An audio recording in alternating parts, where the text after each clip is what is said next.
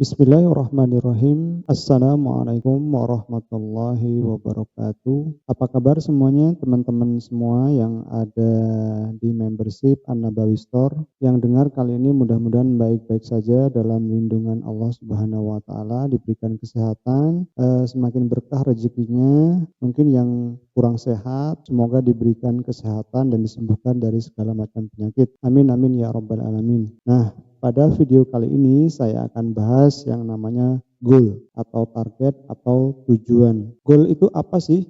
Target itu apa? Kalau bisa dijelaskan, goal merupakan implementasi dari impian dalam jangka waktu yang lebih pendek dan terukur. Ya mungkin kalau diterjemahkan, goal itu seperti gawang, gambarannya seperti itu mudahnya. Goal itu gawang yang menjadi tujuan atau sasaran atau target saat kita bermain bola. Goal ini berarti tujuan ya, atau harapan atau target. Gampangannya goal ini ya seperti gawang itu merupakan implementasi bentuk nyata dari apa yang namanya impian. Impian-impian yang ada dalam dream book Anda yang sudah digambarkan. Nah, ini langkah mudahnya impian-impian tersebut bisa diwujudkan dengan adanya goal ini. Kalau pada video-video sebelumnya kita sudah bahas, pada video pertama dan video kedua sudah kita bahas apa sih itu impian. Silakan disimak lagi video-video yang sudah ada. Nah, goal ini implementasi ya teman-teman, penerapan, gampangannya gitu. Penerapan dari bentuk nyata dari kita yang memiliki impian, karena biasanya goal itu lebih terukur, lebih dalam jangka waktunya, dalam langkah-langkahnya bisa diprediksi gitu ya, mudah terukur, jangkanya juga lebih pendek dan menengah, ibaratnya begitu. Kalau impian bisa jangka panjang gitu kan, nah goal ini jangkanya lebih bisa diukur, misalkan dalam 1 bulan, 3 bulan, 6 bulan, atau setahun, atau mungkin yang lebih pendek lagi ukuran 1 minggu gitu ya. Jadi apa yang pengen kita capai, apa yang ingin kita dapatkan dalam waktu tertentu, itulah yang kita sebut dengan goal. Pada slide yang berikutnya, kenapa kita harus pakai goal? Segala sesuatu butuh namanya perencanaan agar tujuan kita semakin lancar, semakin mulus. Misalkan contoh gampangnya Anda mau pergi wisata, Anda punya tujuan mau wisata kemana, dan nanti di sana rencananya mau apa aja. Begitu juga seperti mau olahraga, sepak bola, main futsal, memanah, atau bepergian naik taksi, atau naik motor, atau naik kendaraan, dan apapun itu juga. Kegiatan biasa saja butuh tujuan, nah ya kan, butuh tujuan dan butuh rencana yang bagus. Apalagi hidup kita yang hanya sekali. Pernahkah Anda sudah merencanakan hal itu? Semua di dunia ini sih memang harusnya pakai goal ya, agar perencanaan sesuai dengan apa yang Anda inginkan, apapun itu. Kita bisa lihat loh, di mana-mana kita bisa melakukan sesuatu, misalkan mau pergi jalan-jalan, pakai goal, kita pakai rencana dulu, dan rencananya berangkatnya kapan, jam berapa, hari apa, dan kita mau pergi sama siapa saja. Begitu juga pulangnya. Nah gitu kan. Begitu juga seperti main bola. Goalnya misalkan harus selesai 90 menit, pertandingannya harus ngelawan siapa, strateginya apa, bajunya apa, nah gitu. Olahraga juga sama seperti yang lain. Mau naik taksi juga sama, mau taksi dari GoCar apa dari GrabCar, atau misalkan mau nebeng ke mobil temen, atau cuman charter ke mobil saudara, mau kita pesen hari apa, harganya berapa. Semua itu butuh yang namanya goal, agar tujuan-tujuan kita nanti bisa tercapai. Nah, kebayangkan gimana gambaran dari sebuah goal atau tujuan ini? Gampangannya biar adanya goal, tujuan Anda itu tidak melenceng kemana-mana, berjalan sesuai dengan buku panduan. Melakukan kegiatan saja butuh panduan, apalagi perencanaan dalam perjalanan hidup kita ini yang hanya sekali. Kita mau ngerencanain kemana, rencananya bisnis kita apa, yang menyangkut dengan penghasilan, target penghasilannya berapa, harus ada perencanaan, harus ada alur langkah-langkah yang harus dilakukan. Oke, kebayang ya betapa pentingnya namanya target ini, betapa pentingnya perencanaan. Bahkan pepatah bilang salah satu cara yang paling gampang untuk gagal adalah tidak merencanakan sama sekali. Pernah dengar seperti itu? Jadi kalau mau gagal ya sudah, nggak usah ngapa-ngapain, rebahan aja. Memang perencanaan itu semuanya tidak berjalan sesuai rencana. Ya, direncanakan aja tidak sesuai rencana, apalagi Anda nggak punya rencana, apalagi Anda tidak merencanakan sesuatu. Nah, jadi goal itu dalam membuatnya harus punya prinsip-prinsip yang disebut dengan SMART goal. SMART, apa itu SMART? Nanti kita akan bahas pada slide berikutnya. Oke, SMART itu dalam buat goal pertama yang harus Anda terapkan disebut dengan S. S itu apa? S itu artinya spesifik, artinya harus detail, artinya harus jelas. Kalau Anda punya target, Anda pengen punya apa, Anda pengen tujuannya kemana. Misalkan punya mobil, nah mobilnya kita harus detail, warnanya apa, mereknya apa, berapa cc, tahun keluarnya berapa, harganya berapa gitu ya. Jadi sudah kebayang gambaran-gambaran apa yang namanya spesifik atau jelas ini. Berapa yang harus kita capai kalau misalkan kita menyangkut dengan omset, atau kita wujudkan mau punya rumah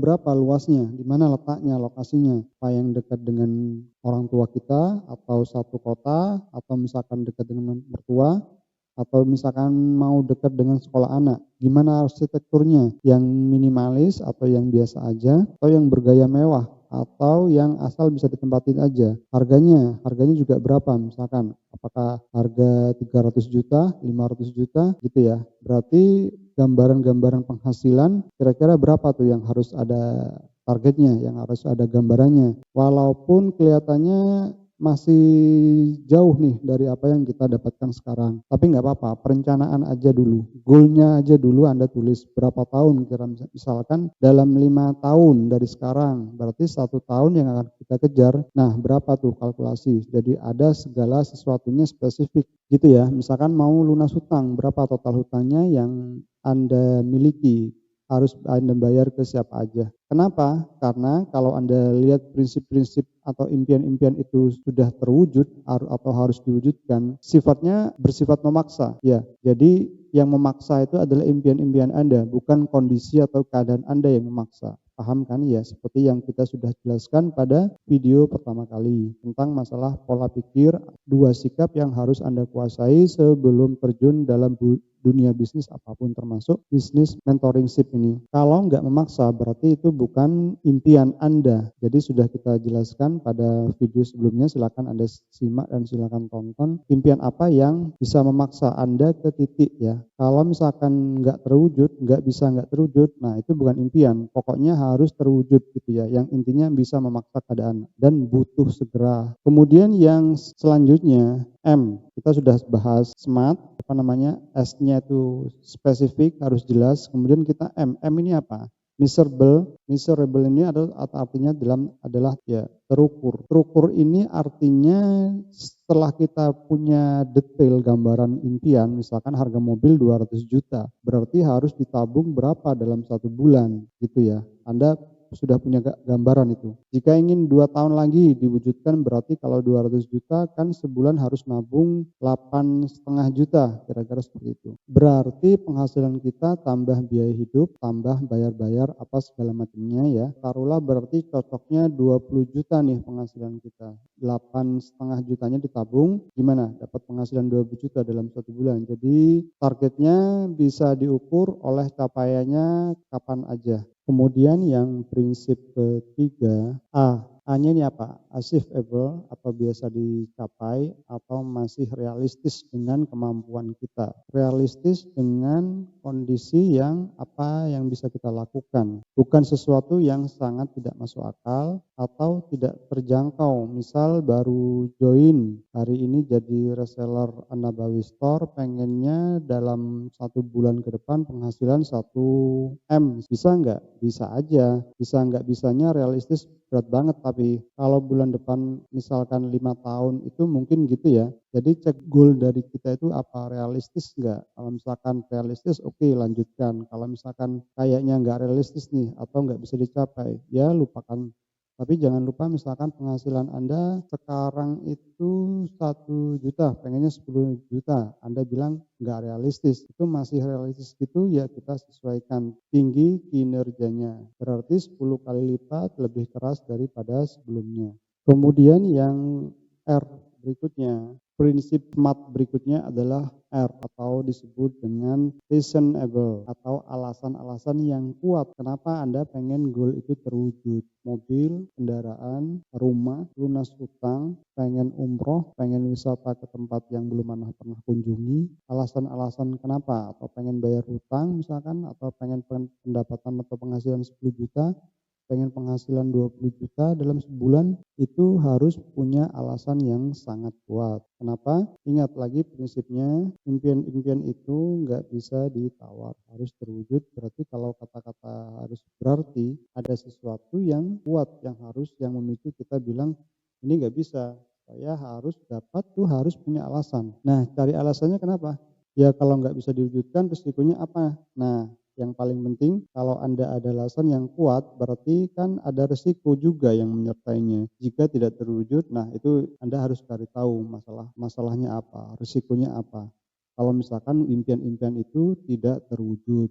Jadi alasan kuat ini harus ada dalam SMART goal Anda. Jadi setelah kita gambarkan secara spesifik, kemudian bisa terukur, bisa kita capai dalam sekian tahun, sekian bulan, kemudian achievable mudah dicapai sesuai dengan kemampuan kita, kemudian reasonable-nya ini punya alasan kuat, harus apa, harus kenapa. Kemudian berikutnya adalah T. Nah, ini time limit, batas waktunya kapan?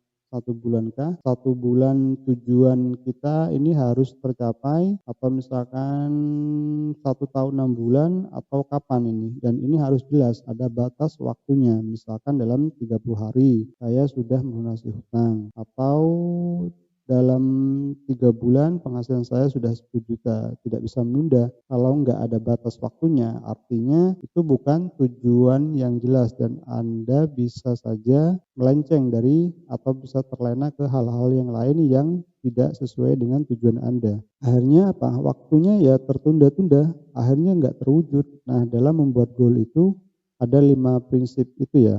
5 prinsip itu yang paling terakhir yang adalah harus ada batas goalnya. Misalkan akhir tahun 2024 ini saya sudah punya rumah, atau akhir tahun ini saya ingin umroh bareng orang tua dan bareng istri tercinta awal musim di Saudi Arabia itu jumlah umroh sangat tinggi, artinya memang banyak yang umroh karena suhunya juga dingin, tidak terlalu panas, sangat bagus sekali, sangat cocok buat kita yang biasa kepanasan di tanah air. Kebanyakan mereka tuh yang nggak berhasil ya saya lihat di beberapa tim reseller sebelumnya. Saya juga banyak gabung di beberapa membership yang saya lihat dari teman-teman yang gagal, bahkan jumlahnya kalau di total banyak banget, bisa puluhan ribu anggota grupnya itu. Kebanyakan mereka itu yang nggak berhasil bukan karena nggak jago, bukan karena nggak jago jualannya, bukan karena skillnya yang nggak hebat. Ya banyak kok yang skillnya hebat, bahkan contohnya banyak yang paham cara bikin copywriting, atau mungkin punya modal banyak, atau optimasi Facebooknya, optimasi TikTok, Instagramnya, punya follower yang subscriber yang ribuan di channel YouTube. Mereka paham ya, mereka ahli, bisa dikatakan mereka itu sudah master. Bukan nggak ahli gitu, tapi kenapa? Karena mereka nggak mencapai sesuatu itu jawabannya karena mereka malas. Artinya malas-malasan, pemalas dalam arti itu mereka pengen tahu caranya aja, tapi mereka tidak melakukan sebaik-baiknya ya. Mereka cuman kepo dengan sistem, dengan cara prosedur jualannya, apa sih yang dijual, tapi tidak melakukan sebaik-baiknya apa yang mereka tahu yang sudah diketahui sistem gitu. Jadi kalau orang berhasil itu dia punya goal, itu pasti. Nggak ada kata untuk menunda-nunda, nggak ada kata malas-malas. Ya kenapa? Biasanya yang malas karena nggak ada goalnya. Bukan berarti malas ini orangnya tidak rajin, tidak mau berusaha, tidak membuat konten, tidak mau belajar. Bukan itu yang saya maksud. Dalam artian kata malas ini tanda kutip. Karena nggak ada goal, merasa ya sudah, yang penting saya tahu, yang penting begini caranya, yang penting hanya sekedar lewat aja, yang penting ilmu itu saya sudah bisa mendengarnya. Akhirnya ya nunda-nunda, akhirnya jadi nggak tahu mau ngapain, nggak merasa bersalah kalau nggak tercapai, begitu ya. Nah sebenarnya punya goal ini sama dengan husnudon ya, berprasangka baik kepada Allah.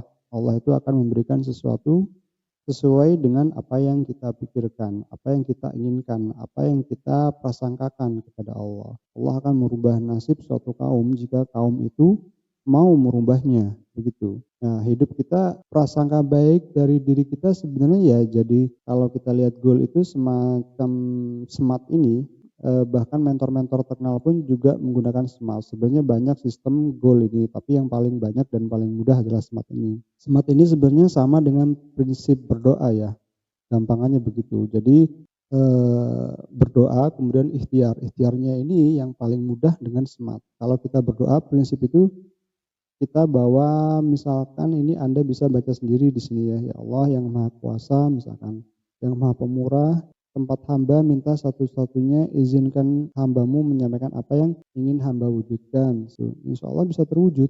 Asalkan dengan ridhomu, tanpa ridhomu. Apalah artinya usahaku kan sia-sia. Aku ingin penghasilan 30 juta per bulan dari bisnis An-Nabawi Store 6 bulan ke depan misalkan. Ya Allah, saya pengen dapat 30 juta sebulan. Pengen bantu lunasin hutang sekeluarga misalkan. Doanya seperti itu. Mau bantu kaum muslimin, mau menyekolahkan pendidikan anak di sekolah yang terbaik, atau mau mengumrohkan orang tua, biaya hidup yang cukup dan enggak kekurangan, sederhana saja ya Allah, itu kebutuhan saya. Saya mohon keridhaan-Mu ya Allah, biarkan hamba yang kerja keras, Kau yang ridho untuk memberikan hasilnya, gitu ya. Jadi kalau Anda baca-baca prinsip SMART itu sebenarnya sama seperti kita berdoa. Bahkan kalau perlu, goal yang Anda tuliskan di dalam perencanaan nanti, sebaiknya Anda tuangkan di dalam doa Anda. Misalkan sholat tahajud, sholat duha, sholat 5 waktu. Sebutkan goal-goal Anda itu apa aja.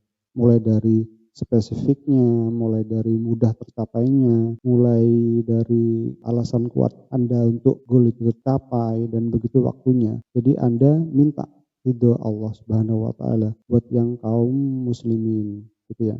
Coba praktekkan sungguh-sungguh, kemudian Anda berdoa juga dengan sungguh-sungguh. Insya Allah Anda akan merasakan keajaiban dari SMART ini. Masalah bisnis, masalah apapun itu juga akan mudah, akan terlaksana jika Allah sudah mengabulkannya. Meskipun saat ini Anda mungkin sedang terpuruk, sedang kesusahan, sedang tidak memiliki apa-apa, atau jatuh sejatuh-jatuhnya. Jika Anda berdoa kepada Allah Subhanahu wa taala, kemudian Anda memiliki tujuan-tujuan dan goal yang bagus, Anda tingkatkan ketakwaan Anda, insya Allah SMART Anda akan semakin mudah. Saya bicara hal ini menentukan keberhasilan 90-95% ya. 90-95% itu dari doa, dari kekuatan diri kita sendiri, bukan dari hasil apapun juga. Entah itu kita belajar copywriting, entah hal-hal teknis lainnya, entah database yang sudah kita bahas di awal-awal video. Tapi banyak yang mengabaikan. Kenapa? Karena banyak yang sepele. Yang penting itu gimana caranya jualan pokoknya. Gimana caranya bikin status gitu pokoknya. Segala macam-macam ini itu yang penting. Tapi tidak jauh lebih penting dari ini. Kenapa? Karena bikin status copywriting itu, status di WhatsApp, status media sosial kita, bikin videonya, bikin copywritingnya, bikin mencari memperbanyak database-nya, cara begini, cara begitu, itu bisa dipelajarin kapanpun saja, bisa dipelajari dengan siapa saja. Tapi ketika Anda paham ini prinsip utama ini tadi yang sudah saya jelaskan tadi dari awal. Jadi mudah-mudahan sharing-sharing di video saya kali ini memberikan pencerahan kepada kawan-kawan semua, kepada Bapak Ibu, kepada teman-teman dan saudara-saudaraku yang tergabung di An-Nabawi Store, An-Nabawi Herbal Indonesia. Sampai ketemu di sharing-sharing saya berikutnya. Semoga Anda diberikan kesehatan, keberkahan rezekinya. Jangan lupa tetap semangat dan bahagia. Sukses selalu buat teman-teman An-Nabawi Store. Sampai jumpa di video berikutnya. Assalamualaikum warahmatullahi wabarakatuh.